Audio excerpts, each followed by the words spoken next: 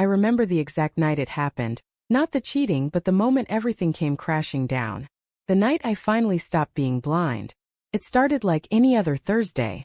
I came home a bit earlier than usual, carrying her favorite takeout, sushi and miso soup. She wasn't expecting me, and that's when I noticed it. The house felt different. Her car was there, but the lights were dimmed, and the faint sound of music came from upstairs. I called her name, Lena, and heard a flustered noise from the bedroom before she appeared at the top of the stairs, wearing a robe and pretending to be calm.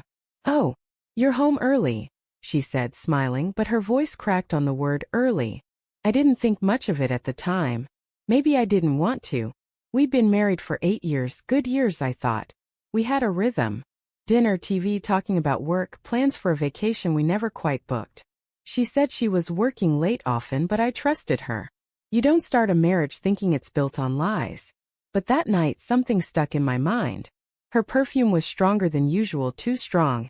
And when she hugged me, I caught a scent that wasn't hers. A faint cologne. I laughed it off, thinking maybe it was from someone at the office.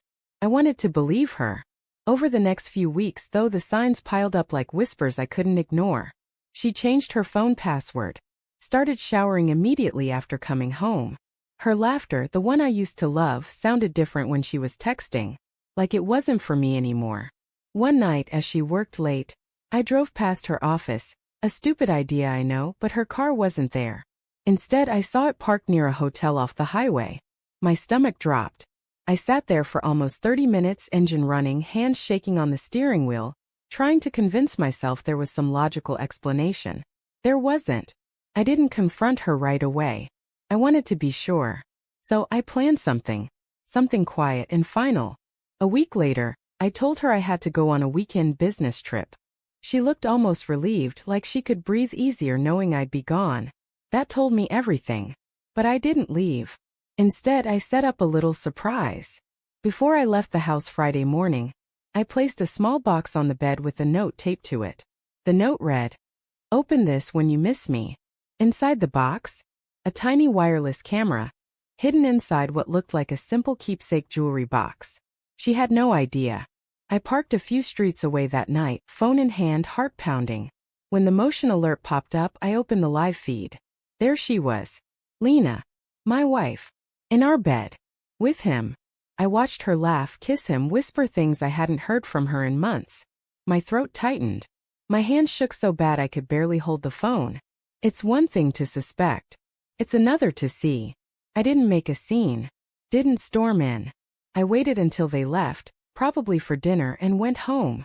My body was on autopilot, but my mind was burning.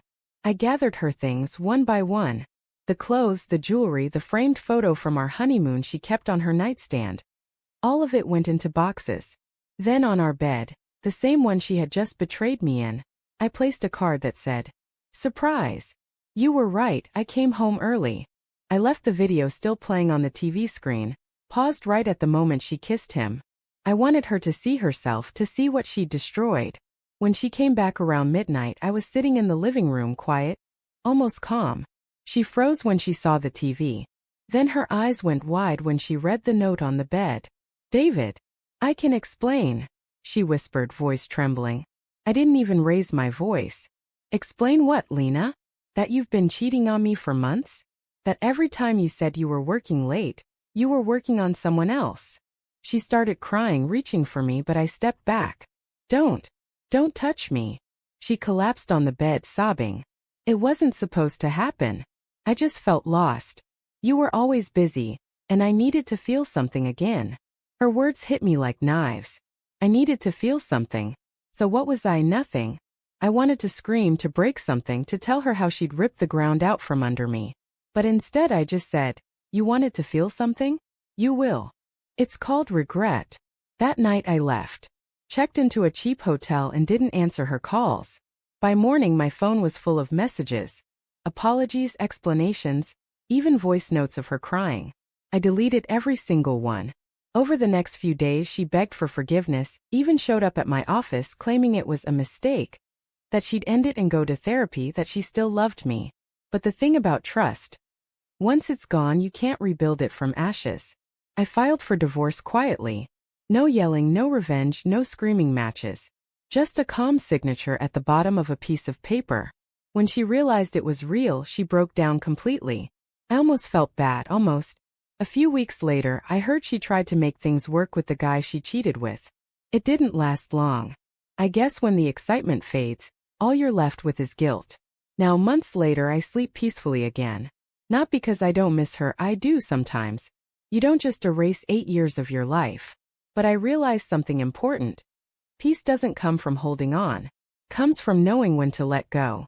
That surprise I left on the bed wasn't just for her. It was for me. The final truth.